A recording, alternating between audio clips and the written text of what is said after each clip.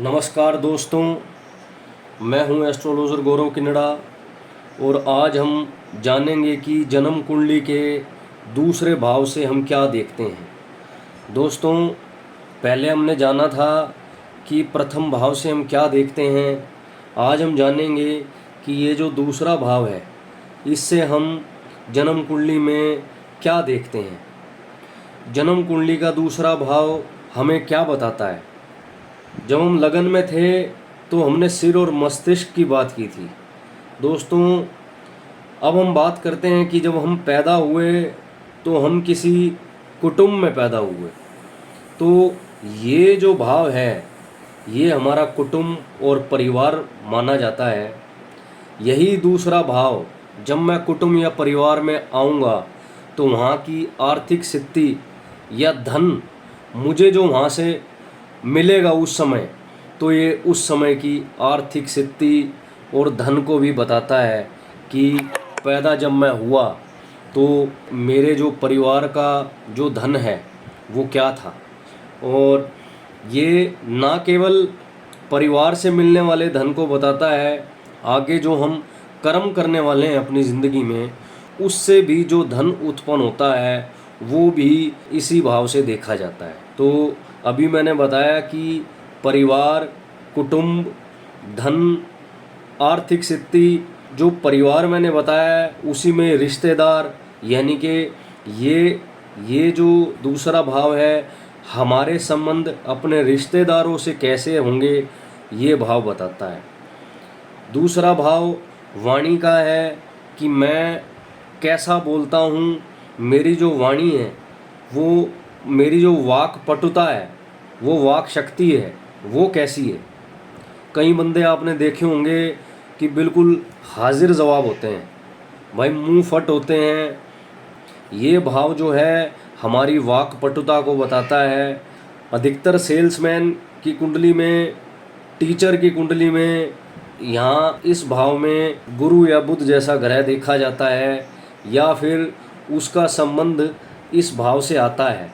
अब ये जो भाव है हमें हमारा जो चेहरा है, क्योंकि मैं यहाँ प्रथम भाव में लगन और मस्तिष्क लेकर के पैदा हुआ था और शरीर बस अभी बनना मतलब शुरू हुआ है मेरा, और यहाँ पे मेरा जो चेहरा है इस भाव से हम अपना चेहरा देखेंगे, मुख की आभा कि भाई अब यहाँ पे अगर चंद्रमा या बुध पड़ा हो तो इंसान सुंदर होता है, तो वो मुख की आभा है वो झलकती है उसी हिसाब से। मंगल हो तो उसी हिसाब से वो आभा झलकती है। इसी भाव से हम नाक, गला और दाहिनी आँख, राइट आइज़, हमारी जो आँखें, हमारी जो सीधी आँख होती है इसी से हम देख पाते हैं। अब अगर रोग होंगे तो वो भी हमें इसी से देखने हैं। तो आँखों की जो सुंदरता होती है वो भी इसी से देखी जाती है। अगर मैं वाणी की बात करता हूँ, यदि ये भाव मेरे को वाणी देता है तो ये भाव गायन से भी जुड़ता है। जो गायक होते हैं, अच्छे वक्ता होते हैं, कवि होते हैं, उनकी जो वाणी है उसमें इस भाव का काफ़ी महत्व है। जब हम यहाँ से मुंह देखते हैं तो मुंह के अंदर जीभ भी आती है, तो जीभ और जीवा का स्वाद यहाँ से देखा जाता है। अगर मैं कहूँ कि किसी के जीभ पर बहुत छाले होते हैं तो यहीं से देखे जाएंगे। यदि मैं कहूँ कि गले का कोई रोग होता है, नाक का कोई रोग होता है, हालांकि जो गला होता है वो दूसरे से तीसरे भाव तक रहता है, क्योंकि गर्दन हमारी लंबी होती है, तो मुख से लेकर नीचे जो हमारा जो शरीर का अंग होता है यानी कि वक्ष स्थल तक ये जो भाव होता है ये मौजूद रहता है। इसके बाद अगर मैं बात करूं तो हम क्या खाते पीते हैं, हमारा जो खान पान होगा वो इसी से देखा जाता है। अगर आपने देखना हो कि कोई आदमी ज़्यादा नशे में रहता है या इस भाव का यदि संबंध पाप प्रभाव में हो तो बंदा नशेड़ी होता है। आप बोल सकते हैं उसको कि आप नशा पता करते होंगे। और इस भाव से अब जब नशा कर रहा है तो जीभ के अंदर ले रहा है, तो मुंह के अंदर कोई चीज़ ले रहा है तो दांत भी उसी में ही है, तो दांत भी इसी भाव से देखे जाते हैं। दोस्तों, जन्म कुंडली के दूसरे भाव से हम प्रारंभिक शिक्षा या विद्या को देखते हैं। ये जो प्रारंभिक शिक्षा है और जो विद्या है, हमें अपने परिवार से ही मिलना शुरू हो जाती है। जैसे संगीतकार के घर में जो इंसान पैदा होगा वो वैसी ही वो शिक्षा ग्रहण करने लग जाएगा। तो हम जिस परिवार में आते हैं उसके मुताबिक हम एक प्रारंभिक शिक्षा और विद्या को ग्रहण करना शुरू कर देते हैं, और कई बार वही शिक्षा हमारा करियर बन जाती है। विद्या के लिए जो पांचवा घर है, ये जो पांचवा घर है इसकी बहुत ज़्यादा इम्पोर्टेंस है, और ये जो दूसरा घर है ये भी विद्या का भाव है और इसकी भी बहुत इम्पोर्टेंस है। अब ये जो भाव है पांचवें भाव से 10वां पड़ता है, और जो 10वां होता है वो कर्म का भाव होता है। ये विद्या है, तो विद्या को दिखाने वाला भाव, बताने वाला भाव ये भाव है। ये जो भाव है 1 2 3 4 5 6 7 8 9 10, मेरी मेन विद्या से ये जो भाव है वो कर्म भाव में आ गया।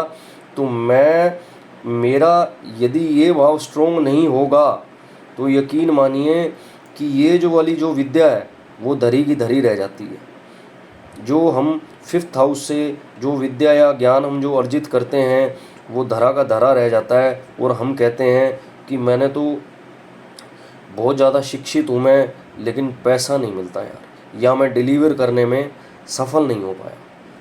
तो इस भाव का, इस 5th हाउस का इस 2nd हाउस से बहुत बड़ा रिलेशन है, इस चीज़ को समझना है।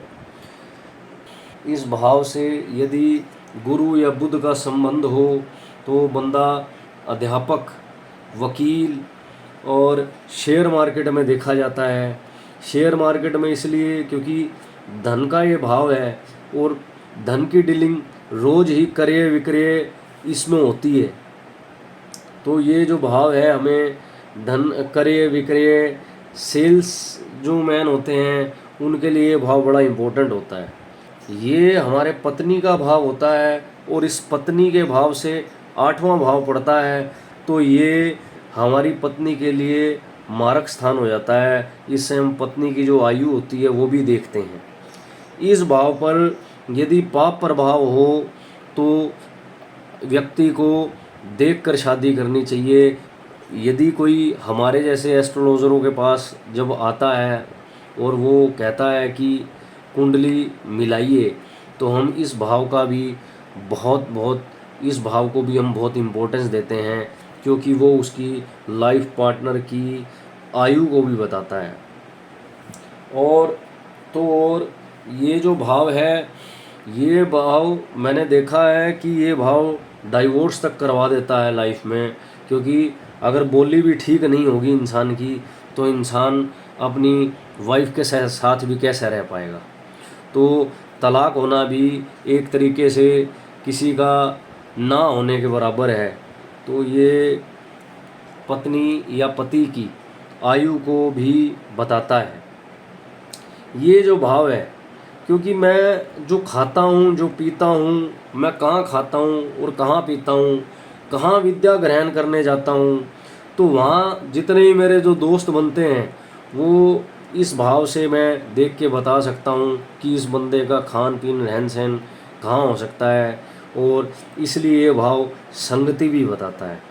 दोस्तों, ये भाव उत्तर पूर्व दिशा का सूचक है, और इस प्रकार से ये मैंने एक छोटा सा आपको जन्म कुंडली के दूसरे भाव के बारे में बताया है।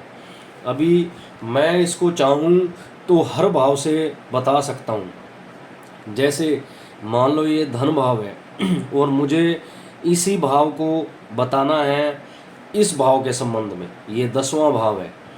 10वें से ये जो दूसरा भाव है ये 5वां भाव मिला, यानी कि 1 2 3 4 5 मतलब उत्पत्ति, कुछ पैदा करने की शक्ति।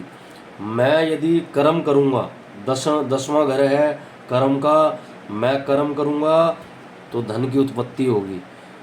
यदि मैं धन से रिलेटेड कर्म करूँगा तभी धन पाऊँगा। तो ये 10वां जो भाव है उसका दूसरे से बहुत बड़ा रिलेशन है।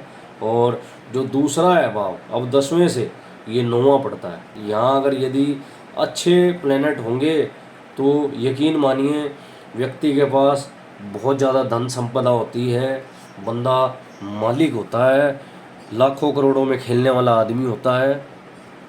अब यदि ये जो दूसरा भाव है इसको यदि मैं छठे भाव से ले लूँ, ये जो छठा भाव है ये रोग और ऋण का होता है।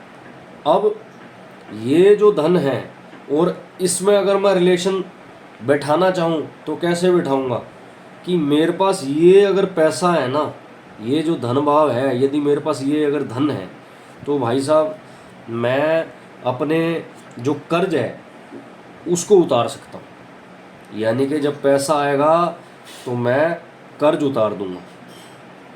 और पैसा अगर दमदार है आपके पास, आपके जो शत्रु हैं और जो दुश्मन हैं वो भी दब कर रहते हैं, क्योंकि पैसे की एक बहुत बड़ी अहमियत है इस दुनिया में।